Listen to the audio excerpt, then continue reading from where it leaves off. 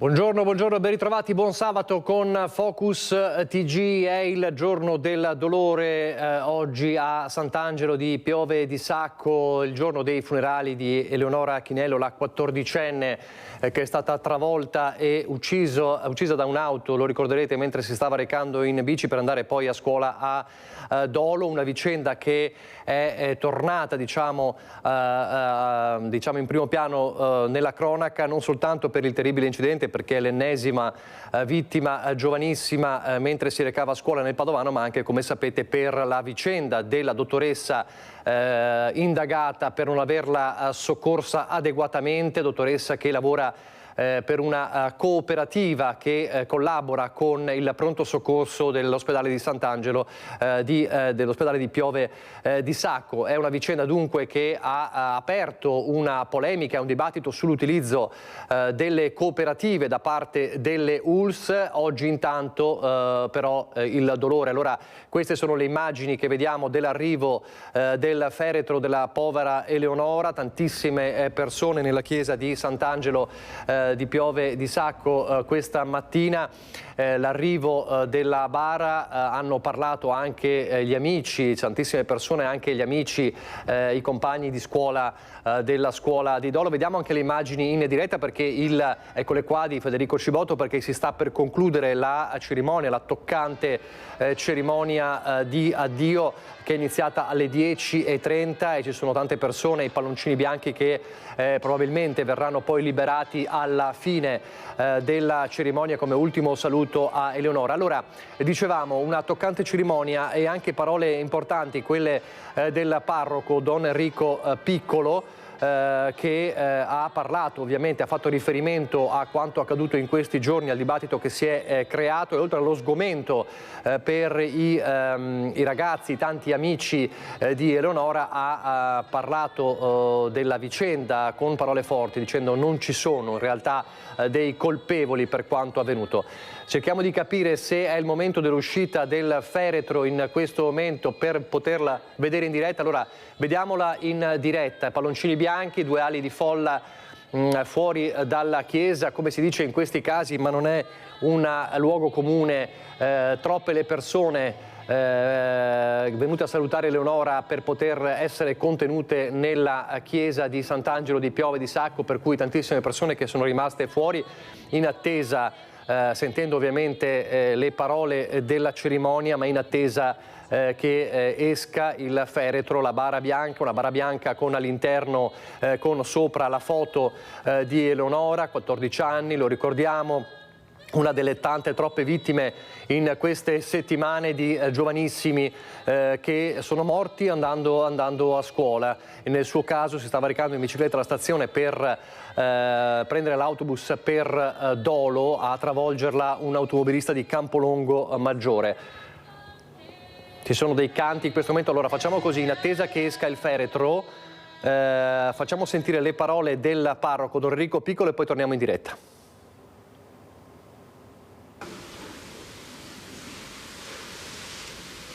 Allora raccolgo il vostro sguardo di ragazzi e di ragazze che, sbigottito e incredulo, insieme con il nostro, si posa su questa bara bianca che chiude e sembra portarci via Eleonora. I medici e gli infermieri che l'hanno raccolta, i chirurghi dell'ospedale che hanno fatto quel che potevano, i giudici e i poliziotti con le loro indagini. Non siamo qui a puntare il dito contro nessuno, perché nessuno ha cercato la morte di Eleonora, nessuno l'ha voluta. È andata così e non è giusto. Nessuno è colpevole, ma Eleonora è morta. Non c'è più. Questa è la triste realtà. Sta uscendo in questo momento il feretro, lo vediamo in diretta. Vediamo se si sente anche l'audio di fondo. Ecco qui. Sta uscendo in questo momento il feretro di Eleonora.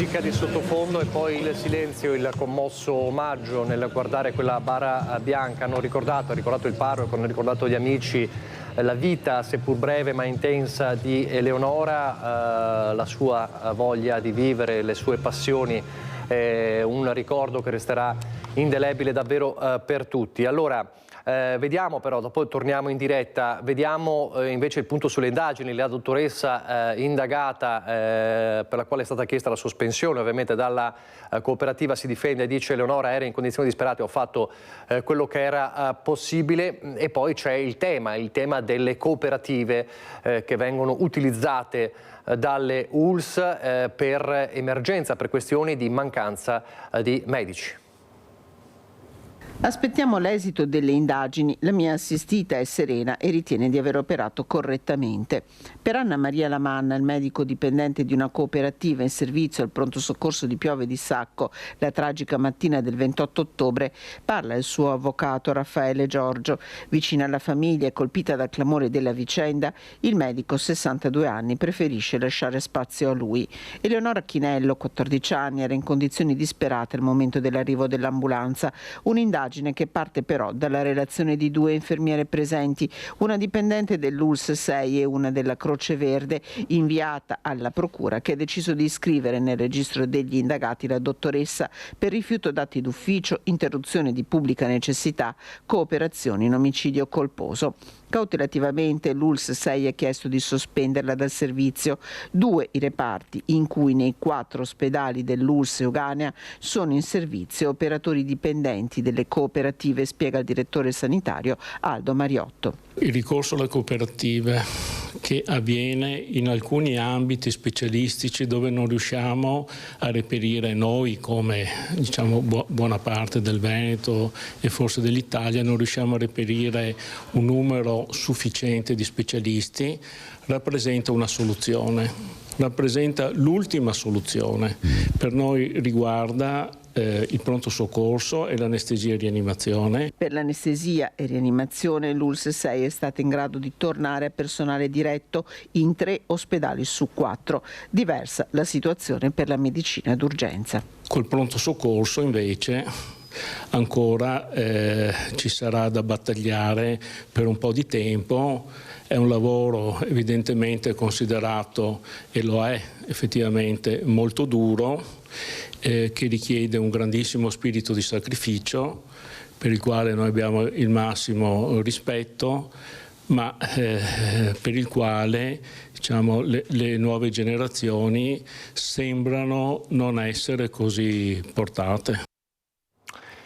Questo dunque le spiegazioni dell'ULSS. Vediamo ancora i palloncini in diretta per l'ultimo saluto a Eleonora Chinello. Ci torneremo più tardi con Francesco Ratai. Allora adesso andiamo, a proposito di sanitari, c'è in questo caso il dito puntato su la dottoressa indagata, sulla questione, sull'utilizzo delle cooperative, ma poi ci sono i sanitari che vengono continuamente aggrediti da ubriachi, da persone violente. È un tema che resta in primo piano e ultimamente a Vicenza questo problema ha trovato una recrudescenza molto forte. Daniele Garbin, buongiorno da Vicenza con Simone Squarcina. Sì, buongiorno Nicola, con il collega Andrea Benetti. In questo momento siamo proprio all'ospedale, con me il presidente neoeletto Giacomo Canova, presidente dell'Ordine delle Professioni Infermieristiche. Sì, buongiorno a tutti. Buongiorno. Ecco, siamo qui proprio perché oggi torna anche con noi clamorosamente il tema della sicurezza, in questo caso in pronto soccorso, l'ennesima aggressione ai sanitari durante il lavoro. Ecco, io manderei immediatamente il servizio che riepiloga quanto è accaduto ieri e quindi poi riprendiamo la linea e facciamo un ragionamento insieme. Attimi di paura all'ospedale San Bortolo. Un uomo stacca l'estintore dal muro e lo lancia nella sala d'attesa del pronto soccorso. Tutto inizia quando, in evidente stato di alterazione d'alcol, l'uomo arriva in ospedale e pretende di farsi visitare. ma non c'è urgenza e l'attesa lo avrebbe fatto andare su tutte le furie. A quel punto avrebbe iniziato a innervosirsi, a inveire, a insultare il personale di servizio. La sua furia sarebbe poi cresciuta, diventando via via sempre più incontenibile, fino a quando, a quanto pare, avrebbe preso un estintore, lo avrebbe staccato dal muro e lo avrebbe scagliato nella sala d'attesa del pronto soccorso, senza colpire fortunatamente nessuno, ma danneggiando una porta. È quello il momento in cui sono intervenute le guardie giurate e una pattuglia delle volanti. I poliziotti hanno preso l'uomo, lo hanno portato in questura, lo hanno identificato e denunciato per ubriachezza molesta. Ma adesso saranno le telecamere di videosorveglianza a dire cosa sia accaduto esattamente. Toccherà agli investigatori ricostruire quegli attimi di paura all'ospedale San Bortolo. Ecco. E proprio quello che è successo ieri, insomma, non è, come dire, un fatto sporadico, purtroppo è l'ennesimo fatto che succede, è vero. E questo, noi ricordiamo, è stato appena eletto il presidente dell'ordine infermieri, si trova anche a dover gestire tutta una serie di situazioni. Ecco, anche questo, lei lavora generalmente al SUEM, è vero? Ecco, di ieri cosa si può dire, com'è andata? Purtroppo ci troviamo a commentare l'ennesimo episodio di violenza che avviene all'interno dei contesti sanitari. Quanto accaduto la scorsa notte purtroppo non è più un episodio sporadico, ma fa parte sempre più di una catena di episodi che continuano a verificarsi in tutta Italia. Provvidenziale l'intervento dei Ranger, della sicurezza interna e successivamente delle forze dell'ordine che hanno preso in carico il soggetto, evitando che personale del pronto soccorso e anche tutti gli utenti che a quell'ora affollavano le sale d'attesa potessero riportare dei danni. Quindi per fortuna i danni si sono limitati alle mere cose materiali, però l'attenzione deve rimanere altissima su questo tema. Ecco, tanto per inquadrare il fenomeno, Vicenza fortunatamente non è tra le città italiane, almeno in vetta alle classifiche per quanto riguarda i fatti di episodi di violenza. Ecco, però qualche numero tanto per inquadrare?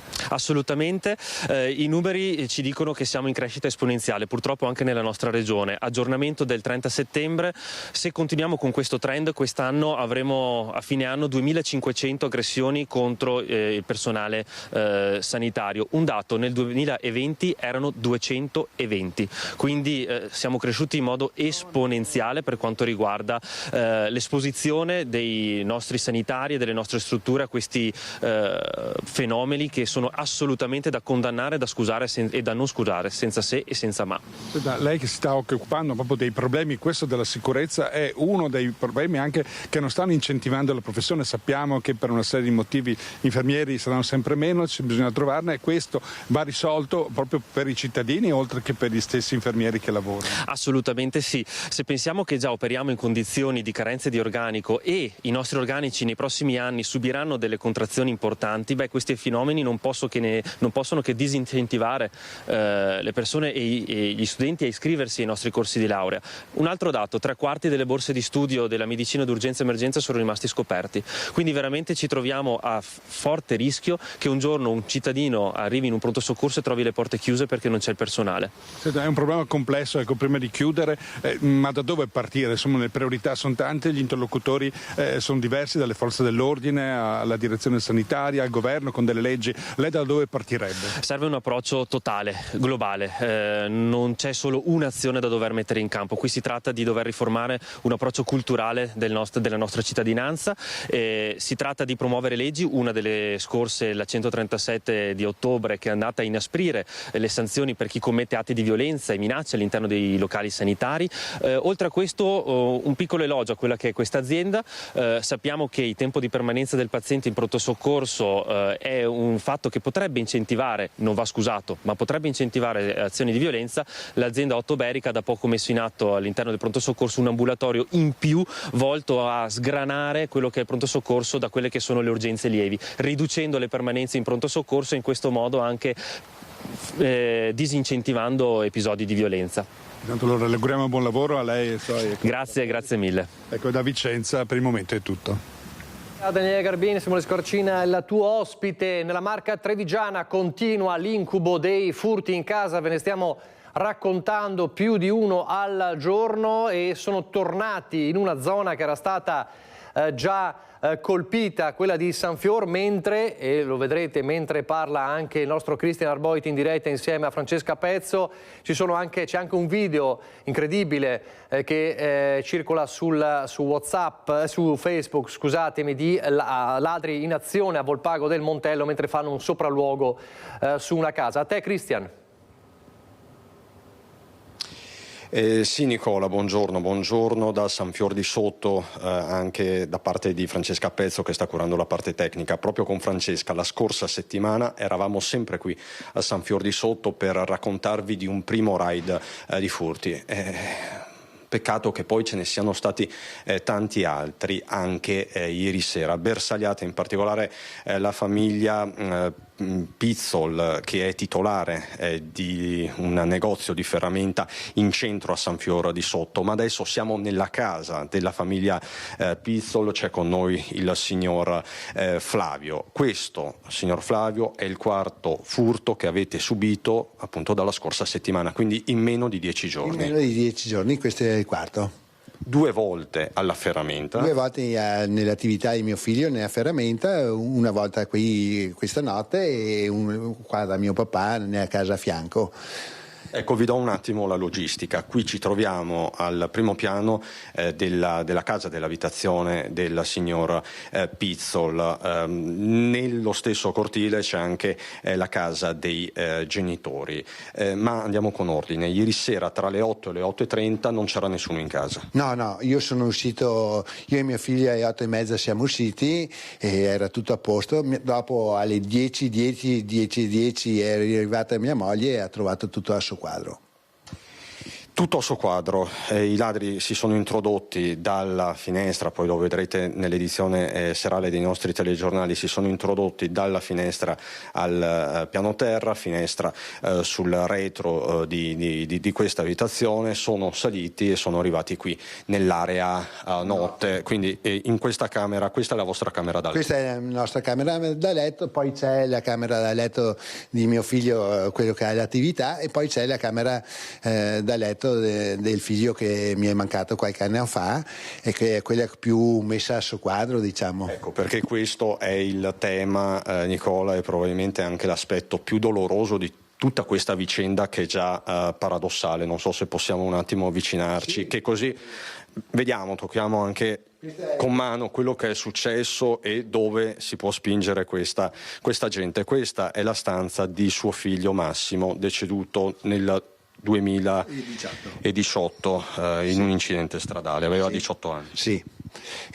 Questa camera per noi non viene usata, la apriamo anche poche volte e questo è quello che ci hanno riservato. Ecco, possiamo mostrarla, Francesca. Se volete vedere, questa è rimasta con me, adesso mia moglie sta cercando di mettere a posto un po', ma l'hanno messa a suo quadro dappertutto, un po' un casino dappertutto. Questo è il tema, Nicola. Questa stanza l'avete ovviamente conservata nel migliore dei modi possibili in questi anni. Sì, diciamo che è rimasta sempre così, perché è così.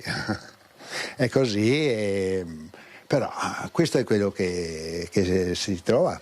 È stato un vero e proprio oltraggio. Sì, perché adesso lei vi vede una parte, era proprio tutto per terra, i comodini, gli armadi tutti aperti. Questa è rimasta un po' com'era. Adesso mia moglie questa mattina sta cercando di fare un po' di pulizia, ha messo fuori i materassi e tutto, però questa è la situazione che viviamo. Lei stava lavorando in ferramenta con suo figlio, l'abbiamo disturbato. Sì, oggi sì, eravamo fuori a cena noi due, ieri sera. Ieri sera eravate a cena? Sì. Quindi siete rientrati a casa, sua moglie per prima, e ha visto questa baraonda? Questa è, sì. Voi avete chiamato i carabinieri? Abbiamo chiamato i carabinieri, sì. Un po' dall'agitazione ho chiamato anche la polizia, sinceramente, però sì, sono venuti fuori i carabinieri. Carabinieri che stavano intervenendo su altri fronti, da quello che ho capito? Sì, perché mentre erano qua hanno ricevuto anche un'altra chiamata di un tentato furto in paese, cioè erano dentro nell'appartamento, però lei li ha visti, insomma. Tra l'altro Nicola, poi andremo anche dal sindaco Gastone Martorell che ci raccontava come i ladri siano entrati in azione nella serata di ieri anche in via Mazzini, proprio a San Fior, e c'è un racconto in particolare, ovvero un signore li ha intercettati, probabilmente ha urlato loro contro qualcosa e questi hanno risposto: lasciaci fare il nostro lavoro. Quindi siamo arrivati a dei livelli per certi versi inimmaginabili, e resta appunto immagino l'amarezza, la rabbia, perché vedere una cosa del genere un po' di amarezza rimane, oltre le cose affettive che ci hanno portato via, l'amarezza c'è, e dopo, ripeto, 4 volte in poco più di 10 giorni inizia a essere insostenibile questa cosa. Vi hanno portato via alcuni gioielli? Sì, qualche anello, un bracciale, un orologio, un po' di cose c'erano. Appunto, diciamo, l'oltraggio peggiore è stato quello alla stanza di vostro figlio. Sì, ma dopo altre cose, un anello di mio suocero che lei ci tiene tanto perché è un ricordo, l'unico ricordo del papà, gli hanno portato via anche quello, e così, avanti. Sprezzanti. Sì, purtroppo sì. Allora, Nicola, io ringrazio davvero per la disponibilità il signor Flavio. Prima tu facevi riferimento a un video che sta circolando in rete, sui social, sulla pagina di Volpago, che è relativo a una banda che è entrata in azione ieri sera, uomini incappucciati che stavano visionando le case. Sono giornate difficili, da quando è entrata in vigore l'ora solare i ladri sono fuori controllo, perché questo è quello che ci racconta la cronaca di ogni giorno. In quel caso, nelle immagini che probabilmente state vedendo, si tratta della frazione di Selva di Volpago del Montello, dove andremo anche con Francesca Pezzo nel corso di questa giornata difficile. Ma ladri sono entrati in azione un po' in tutta la Marca trevigiana, compresa Quinto di Treviso. Insomma, uno stillicidio che sembra non avere fine. Per il momento da San Fior di Sotto è tutto. Ringrazio ancora il signor Flavio Pizzol. Con Francesca Pezzo ti restituisco la linea. Grazie a Cristian Arboit e Francesca Pezzo. Prima di proseguire sul tema ladri, torniamo a Sant'Angelo di Piove di Sacco. Abbiamo visto in apertura le immagini della conclusione della cerimonia, l'uscita della bara di Eleonora Chinello e anche le parole del parroco Don Enrico Piccolo, che ha detto non ci sono colpevoli. Torniamo allora a Sant'Angelo da Francesco Ratai. Buongiorno Francesco. Buongiorno Nicola, buongiorno ai nostri telespettatori. Si è appena concluso il funerale di Eleonora Chinello, l'avete visto in diretta, un funerale lungo, iniziato alle 10:30, una cerimonia molto toccante in cui hanno preso la parola anche i genitori, oltre che al fratello di Eleonora, il fratellino e la sorella. Una cerimonia in cui appunto la madre ha voluto ricordare come Eleonora fosse il suo aiuto, il suo sostegno in casa. L'ha definita la vice cuoca di casa, la vice mamma dei tuoi fratelli Maria Vittoria e Luigi.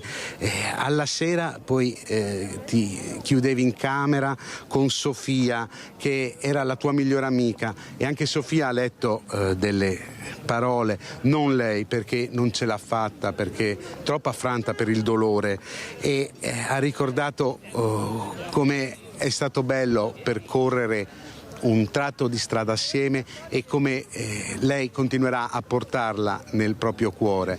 Ecco, l'avete sentito anche nell'omelia di Don Enrico Piccoli, le parole che ha voluto esprimere, quasi a voler silenziare, e il silenzio ha proprio regnato su questa piazza che adesso vedete svuotata, ma era fino a pochi minuti fa, colma di persone, almeno 1000 persone dentro la chiesa e fuori nel piazzale antistante hanno seguito questa cerimonia, una cerimonia molto composta, e appunto il silenzio, il prete, il parroco ha voluto anche, quando ci sono stati i discorsi, ha chiesto di non applaudire, perché non serve applaudire in questo momento.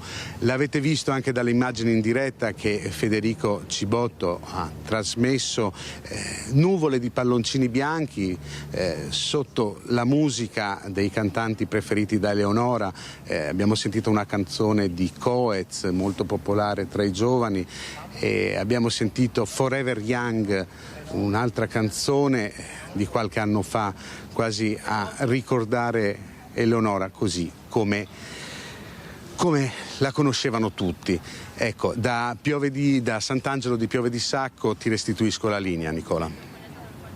Francesco Ratai. Allora torniamo invece sulla fronte dei furti. Abbiamo visto Christian Arboit a San Fior di Sotto, ma è stata un'altra notte terribile in più località della Marca. Sono tornati anche a Montebelluna, dove solo 2 sere fa erano entrati in azione con una delle inquiline presenti, una anziana che li ha messi in fuga urlando, ma chiaramente ci ha detto: non dormo più.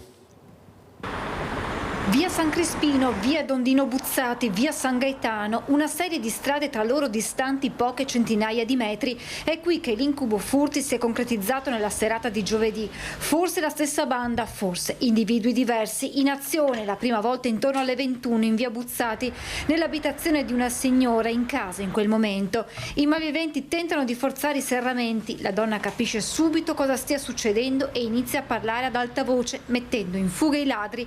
Situazione molto simile qualche ora più tardi, intorno a mezzanotte, in via San Gaetano. La padrona di casa è a letto quando sente dei rumori provenire dalla porta finestra della cucina. Inizialmente pensa siano i gatti, ma le basta poco per realizzare che si tratta invece di ben altro. E poi ho sentito proprio una cosa di ferro che mi hanno rotto la porta qua. E niente, ho cominciato a urlare: chi c'è, chi c'è? Chiamo i carabinieri e sono scappati via. Sulla finestra i segni degli attrezzi utilizzati dai malviventi nel tentativo di entrare, così come sulla rete piegata in giardino. Tanta paura. Sì, tanta. Stanotte non ho mai dormito, adesso ho paura anche per stanotte. Paura e inquietudine, i sentimenti che lasciano i furti non solo nelle vittime, ma anche tra i residenti delle zone prese di mira. Ma non è la prima volta che vengono a farci visita, diciamo. E non è un bel vivere. Non è un bel vivere, di sicuro.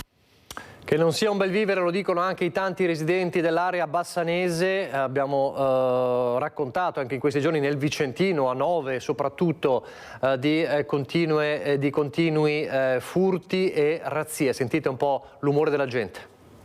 L'ondata dei furti sembra sempre il solito discorso, più controlli, anche se le risorse sono alquanto scarsissime, diciamo. Tra Culceresa, Breganze, cose diversi.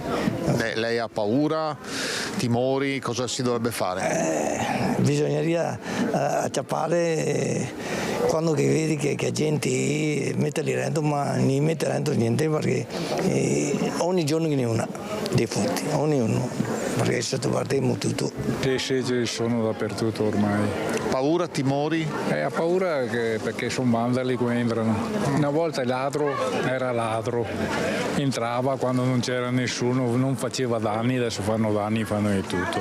Cosa bisognerebbe fare? Più severità. E non c'è. Dove abito io non ho questo problema, per fortuna, però sento, perché vi seguo regolarmente, sicché sento che è un disastro, insomma, però non so cosa si può fare. Polizia, vedi che mancano anche i vigili, adesso speriamo che il nostro sindaco ci riporti, così qualcosa in più fanno, ma ragazzi non so cosa dirvi. la gente ha sempre più bisogno, sempre più fame e diventano sempre più ladri, cosa vi devo dire? Per fortuna niente. Però ho fatto un corso dai carabinieri dove dicevano di stare attenti a determinate cose, non lasciare la porta aperta, togliere le chiavi dalla porta e stare attenti. Quindi è una sicurezza passiva quella che lei sta adottando? Sì, per fortuna tra l'altro abito da sola e quindi un po' di paura c'è. C'è da sperare che non ti capiti, è quello che sperano tutti, e se ti capita cosa fai? Secondo lei c'è modo di proteggersi in qualche modo? Sì, bisognerebbe che ci fosse meno diffidenza tra vicini, forse più collaborazione fra vicini di casa, più vigilanza, e questo sarebbe un deterrente secondo me. Furti delle case, io li metterei dentro quando li prendono e butterei le chiavi in mare, questo è sicuro. E non dico altro. Ci si può, secondo lei, in qualche modo autoproteggere? Con le leggi che abbiamo adesso no. Come si fa? Appena uno reagisce lo mettono subito in galera, lo accusano come se fosse lui il colpevole e questo non va bene, assolutamente. Vittime spesso delle razzie e anche della rapina agli anziani, come sono vittime dei furti. Una ingentissima truffa messa a segno a Padova ai danni di 2 anziani è stata scoperta dalla polizia. Nuove tecniche sempre più elaborate nelle truffe agli anziani. A sventare quella messa a segno a Padova 2 giorni fa ci ha pensato la squadra mobile. Nel mirino di una banda sono finiti marito e moglie settantenni residenti in città. La prima parte ha coinvolto il marito, allontanato da casa con una serie di telefonate fatte da un finto maresciallo dei carabinieri che lo aveva convinto di doversi recare prima al comando di Prato della Valle dell'Arma, poi alla motorizzazione per un reato grave commesso con la sua auto, una Mercedes. Fatto uscire da casa il marito, la donna è rimasta sola ed è stata contattata al telefono da un sedicente appartenente alle forze dell'ordine che l'ha terrorizzata raccontando che il figlio aveva investito una ragazza e aveva bisogno di denaro per evitare il carcere.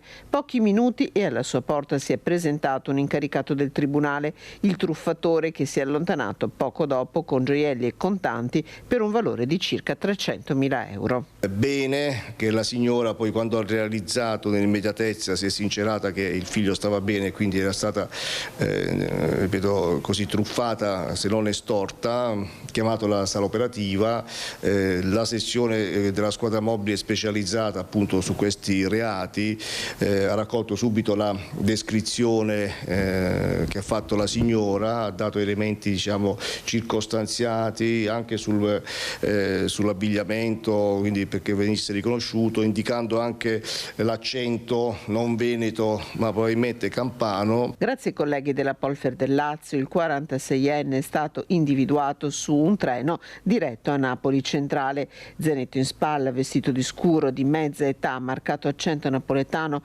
arrivato a Roma Termini, l'uomo, un 46enne, è stato arrestato e portato in carcere. Nello zaino sono stati recuperati tutti i soldi e gioielli sottratti alla coppia, che sono stati restituiti. Dal questore un consiglio alle potenziali vittime. Non farsi prendere dal panico, quando è di fare innanzitutto una telefonata al proprio figlio, al proprio caro, no, che ci viene descritto, raccontato in difficoltà, già con quella molte volte, diciamo, desistono, si allontanano.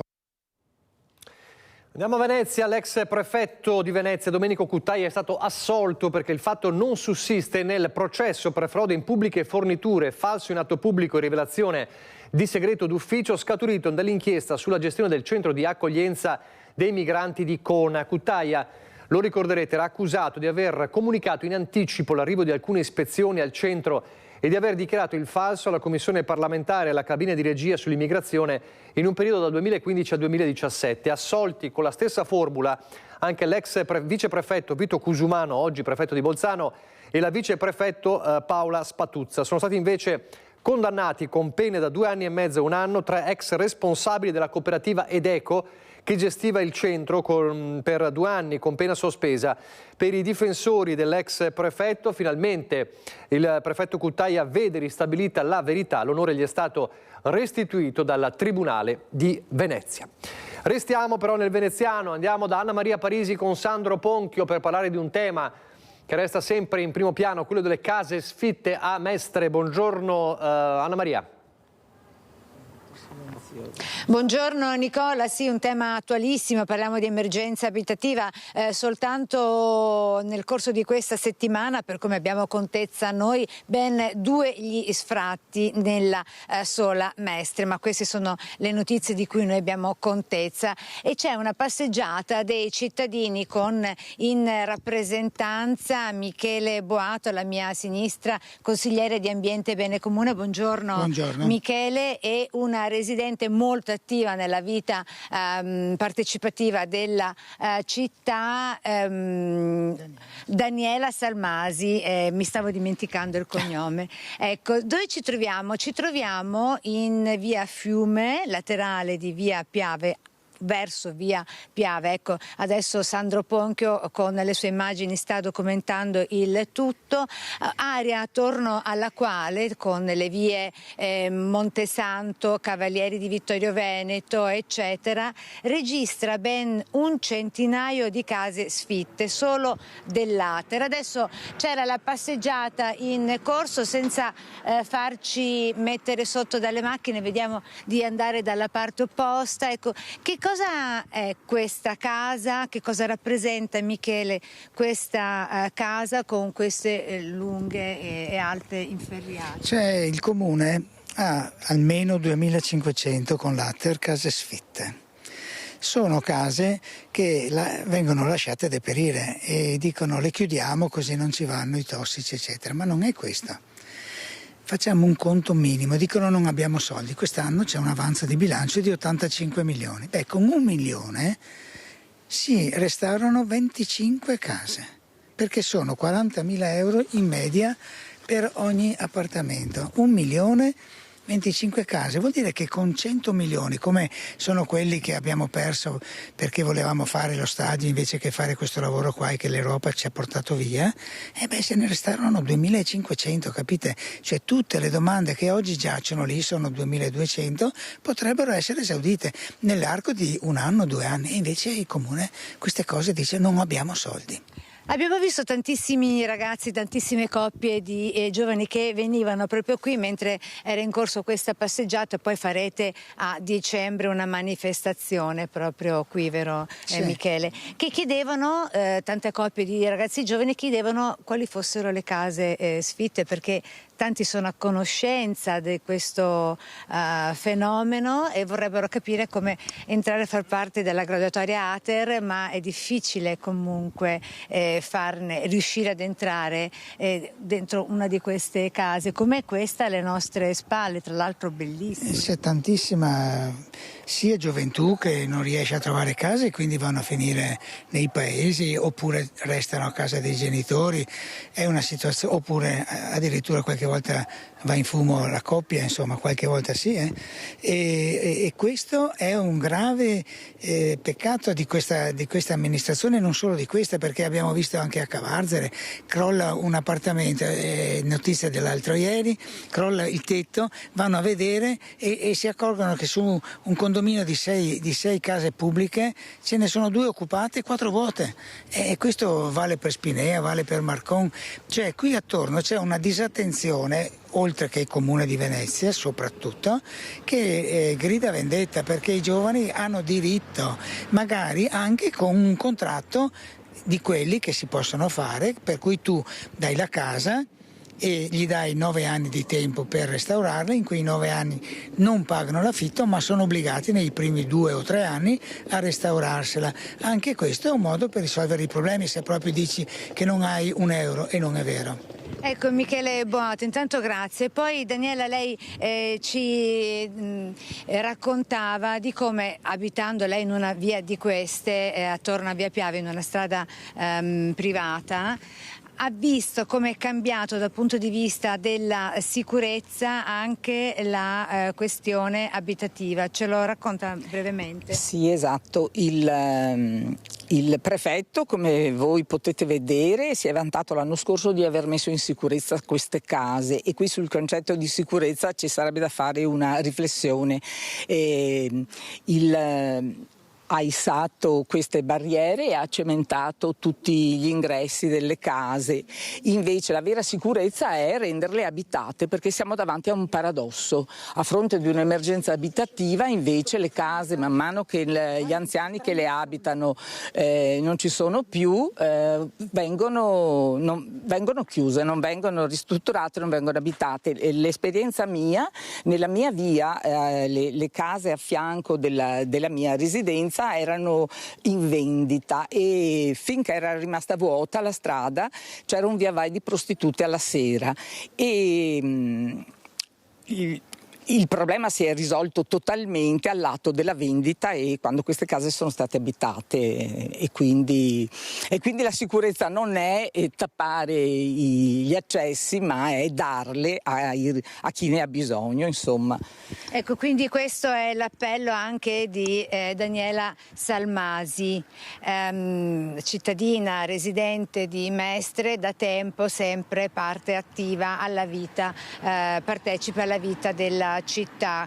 Noi ci rivediamo in questa via quando, Michele? A dicembre, perché noi il 27 novembre faremo un'assemblea in via Sernalia, al centro civico, sulla questione case, e poi una manifestazione sarà fatta un sabato di dicembre, uno dei primi sabati ovviamente.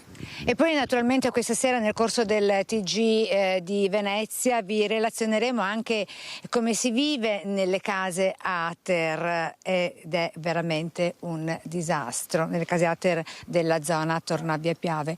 Da Via Fiume è tutto, la linea torna a te, Nicola. Grazie Anna Maria Parisi, grazie ai tuoi ospiti. Andiamo velocemente in pubblicità, poi c'è ancora molta cronaca.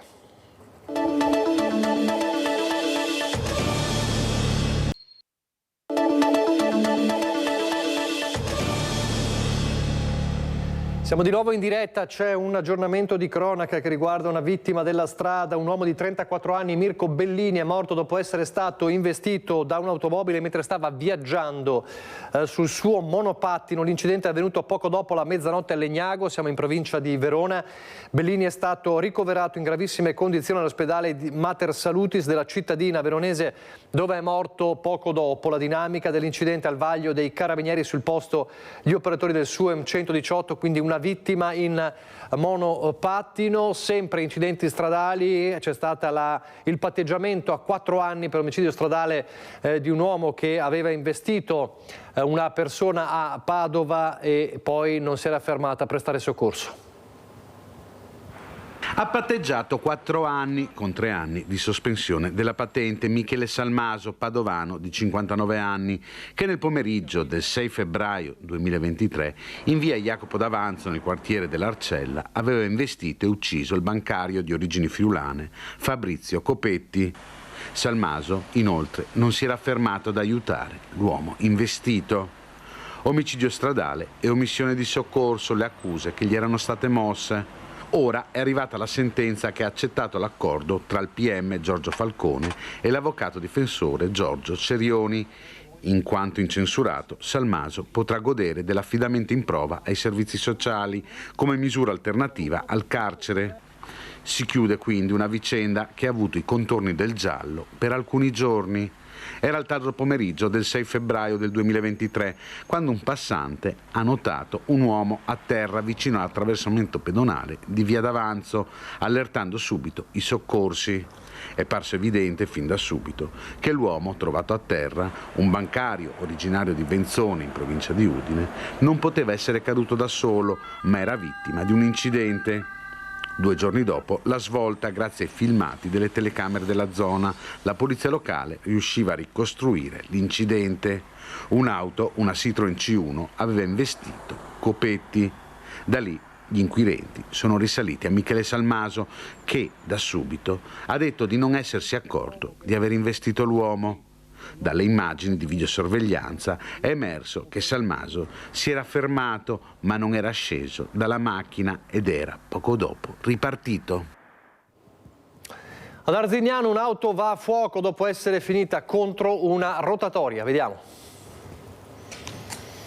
Arzignano, sono le 4 del mattino quando un'auto arriva, non fa la curva, vola sulla rotatoria grande tra via Ponte e strada della Ghisa e finisce la corsa impattando contro il guardrail, dove la macchina prende fuoco. Fortunatamente la donna alla guida è illesa, scende immediatamente prima che le fiamme inizino a incendiare la vettura.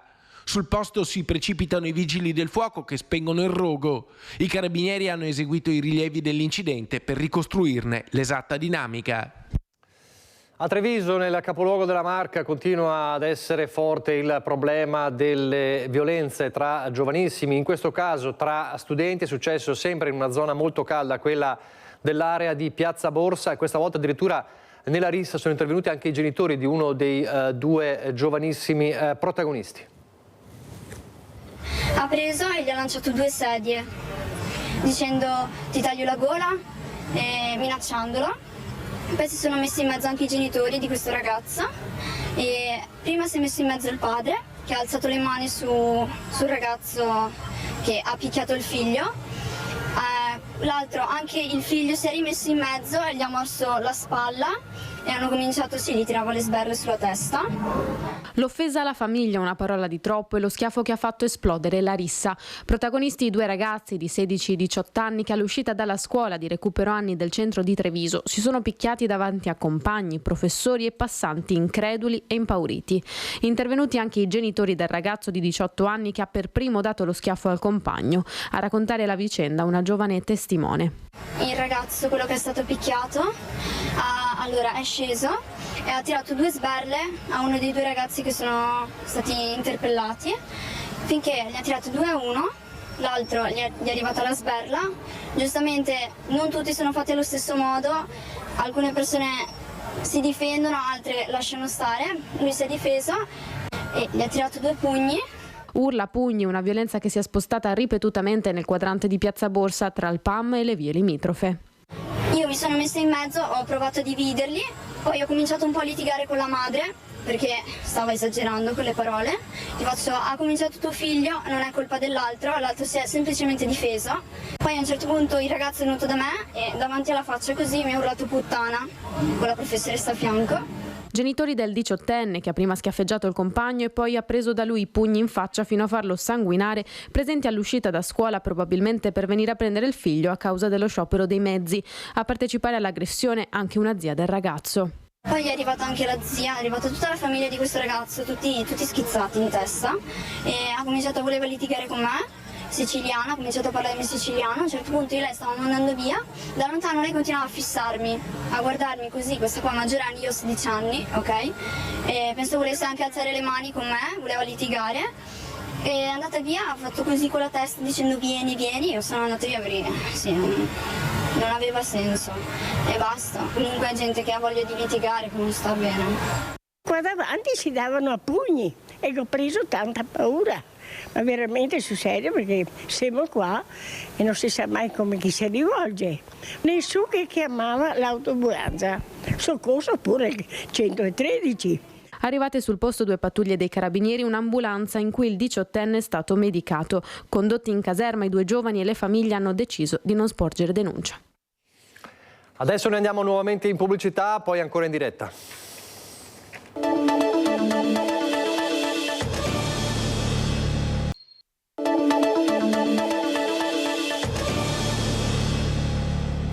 Di nuovo in diretta, 3 giorni di operazioni per testare la macchina della Protezione Civile regionale in caso di un terremoto di forte entità, 4.8 di magnitudo, con epicentro a Valdobbiadene, ma quindi gli effetti anche su molte aree della Marca Trevigiana e del Bellunese. Ieri abbiamo raccontato la prima di questa 3 giorni di test della Protezione Civile, che si chiama Terra in Movimento, e oggi c'è il primo bilancio di quanto accaduto, di quanto testato. Il nostro Lucio Zanato è in diretta da Valdobbiadene. Buongiorno Lucio. Buongiorno Nicola, buongiorno ai telespettatori di Diretta Veneta. Sono in piazza Valdobbiadene, alle mie spalle, anzi davanti a me, dire la verità, in municipio c'è ancora la conferenza stampa presieduta dall'assessore alla protezione civile regionale Giampaolo Bottacin. I dati sono molto interessanti. Intanto va detto che sono state coinvolte oltre 900 persone. Stiamo parlando di 12 comuni che hanno partecipato a questa esercitazione con l'epicentro Valdobbiadene e ha visto la presenza tra queste 900 persone di oltre 250 fra volontari e vigili del fuoco. L'esercitazione prevedeva, come già hai detto tu, una situazione di terremoto di magnitudo 4.8 e qui si sono testate tutte le procedure che devono essere messe in atto proprio quando queste cose capitano, quindi dall'apertura dei centri operativi comunali, i famosi COC, quelli che noi raccontiamo quando cominciano le alluvioni, agli interventi direttamente nelle aree. Pensate che a Valdobbiadene, ad esempio, raccontava il vice sindaco Geronazzo e assessore tra l'altro alla protezione civile, qui si è testato anche l'evacuazione di una fabbrica, l'evacuazione di case di riposo, cioè hanno fatto proprio un test vero e proprio per capire come funziona la macchina. È estremamente importante perché naturalmente l'esercitazione è una prevenzione per poi dover agire e sapere agire dove, come e quando, tra l'altro proprio nel momento del bisogno. Va detto che anche qui a Valdobbiadene, oltre che i gruppi locali di protezione civile, è stata coinvolta anche la colonna regionale che ha organizzato nella piazza dove c'è la ferma degli autobus tutta una struttura per la logistica che appunto va a supportare i volontari di protezione civile, e però c'è anche il bilancio. Allora l'assessore Bottacin ha detto che lui praticamente in questi giorni qui è andato in giro a fare un po' di controlli e la prima cosa che ha controllato è che ci vuole una cultura della prevenzione, quindi del soccorso ma anche dell'autodifesa. Ad esempio così parlando con i cittadini ha chiesto in caso di alluvione cosa cercate di fare? Cerchiamo di mettere a posto, cerchiamo di mettere in salvo le cose che abbiamo in garage. È sbagliatissimo, perché se il garage è interrato si rischia di finire annegati, tanto per intenderci, per salvare l'auto.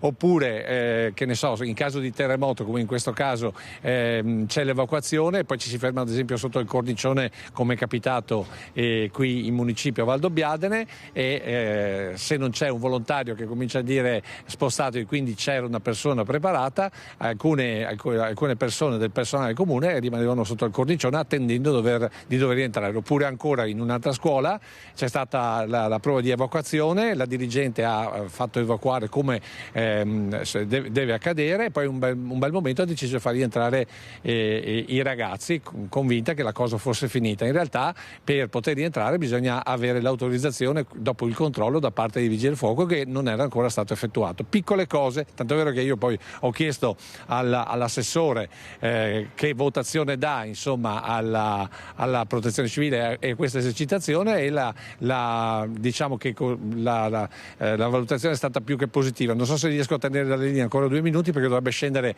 l'assessore, e intanto dicevo appunto che ha dato una valutazione più che positiva, con merito, se dice dobbiamo vedere altre situazioni in altre parti della regione, però dobbiamo migliorare ancora, tanto è vero che ci sono degli errori in matita rossa abbastanza, qualche errore anche in matita blu, che significa sostanzialmente che insomma ci sono delle cose da fare. Se mi lasci ancora un po' la linea, so che siamo agli sgoccioli ma ci stiamo arrivando, dovrei avere proprio l'assessore alla protezione civile che ha appena terminato adesso la conferenza stampa, e di conseguenza possiamo sentire proprio in viva voce il suo commento dopo appunto questo momento di esercitazione. Devo dire che prego assessore, venga, siamo in diretta su Rete Veneta.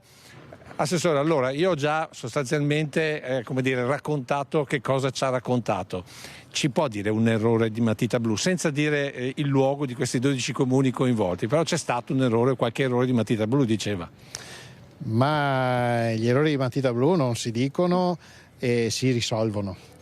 L'obiettivo era quello di sensibilizzare i sindaci sulla altissima responsabilità che hanno come mattone fondante del sistema della protezione civile, e quindi insomma si è già percepito cosa intendo dire, perché da parte di molti ho visto grandissima professionalità, assunzione di responsabilità, partecipazione. In altri casi invece magari non un errore blu ma un errore rosso piuttosto grave magari si è visto, però le esercitazioni non servono per accusare qualcuno, anzi servono per da un lato sensibilizzare, come stiamo facendo, e dall'altro per cercare di correggere gli errori, rossi o blu che siano. Ecco appunto, di tutto questo cosa ne farete? Cioè, finita l'esercitazione, cosa succede? Martedì verrà fatto un debriefing, cosiddetto debriefing, vengono analizzati punto per punto tutte le problematiche rilevate. In alcuni casi l'esercitazione è stata, volutamente abbiamo fatto dei piccoli, fra virgolette, tranelli per verificare come si evolveva la situazione, e devo dire che la risposta in molti casi è stata positiva, quindi vuol dire che il livello medio che c'è qui in Veneto è molto alto a tutti i livelli, a partire dal comune fino ad arrivare a livello regionale. Insomma, ci siamo. Le esperienze dal 2010 in poi, Vaia compresa, dimostrano che la protezione civile in Veneto c'è e funziona. Guardi, l'ha detto il direttore interregionale dei Vigili del Fuoco, Loris Munaro, dal 2010, quando ci fu l'alluvione, ad oggi la protezione civile ha fatto dei passi da gigante qui in Veneto. Evidentemente qualcosa abbiamo fatto. Grazie Assessore, se non hai domande Nicola ti restituisco la linea. Grazie davvero, è stato esaustivo sia tu che l'assessore. Insomma, la macchina della protezione civile è pronta ed è bene che tutti siano pronti a tutti i livelli, compresi noi cittadini, con quei consigli molto importanti che poi risentiremo questa sera nel corso dei nostri servizi. Noi ci fermiamo qui, grazie per averci seguito, arrivederci.